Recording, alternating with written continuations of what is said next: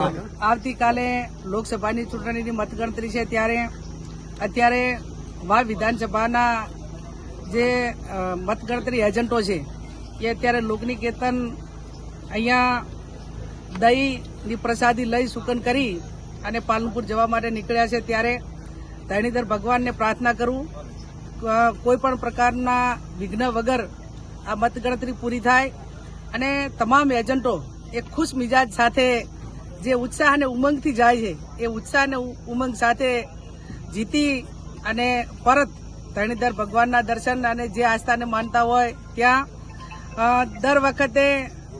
2022ની ચૂંટણીમાં પણ અહીંથી જ આ જ એજન્ટો દર્શન કરી અને મા જગદંબાના સાનિધ્યમાં દર્શન કરીને નીકળ્યા હતા, વિજય થઈને પાછા આવ્યા હતા। એ જ રીતે તમામ એક ખેલદિલીપૂર્વક વહીવટી તંત્રને પૂરેપૂરું ધ્યાનમાં રાખી અને સામે તમામ પ્રકારના પડકારો સામે મતગણતરી આપણે કરવાની છે ત્યારે તમામ એજન્ટો ખૂબ કોઠાસૂઝથી ડિસિપ્લિનથી સંયમથી અને સારી રીતે તમામ પડકારોને ઝીલી શકે એ માટે પૂરી ક્ષમતાવાળા અમારા એજન્ટો છે અને મા જગદંબા નડેશ્વરી ધરણીધર ભગવાનના આશીર્વાદ અમારી સાથે છે। હનુમાન દાદાનું મંદિર બાજુમાં જ છે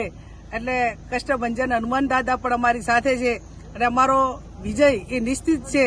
સમગ્ર બનાસકાંઠાની જનતાના આશીર્વાદ અમારી સાથે છે અને આપ સૌ મીડિયાએ પણ ખૂબ સારું કવરેજ કરી અમને બધાને પ્રોત્સાહિત કર્યા, બદલ સૌનો હૃદયપૂર્વક આભાર માનું છું।